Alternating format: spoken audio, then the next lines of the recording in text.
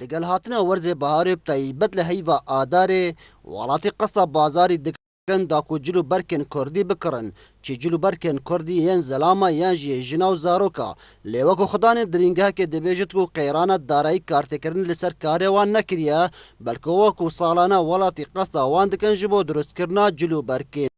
کردی اف ساله گلک چترش بار چونکی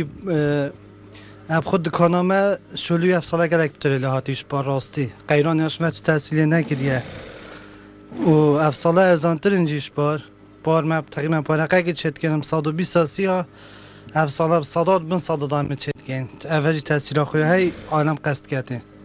خدانین فراتنین جلو برکن کردی زلام و جناو زاروکان جی دبیجن کو ولاتی وکو سالانه قصد وان دکن جبو کرینا جلو برکن کردی و دیسان او جی دان دیار کرن کو خیرانه دارایی هتا رادکی کارتکن لسر کاروان کریا ولاتی لجلو برکن ارزان دگارین اولاسی که آیا باشه الحمدلله و یعنی با قصد جلکت کردی کرینو بون بازاره هی یعنی با جلو برگت کردی یعنی وکی همه سالا تقریبا هی ولی سعرت وقت مناسب یعنی وکی دی سعرت مینید انگل اگه بچم بازار نزا چای بس اولو که خاکت ما وکی خاکت بچی کب 10,000 انا سر بن کامل 10,000 با بازاره هی و مشتری قصد کته و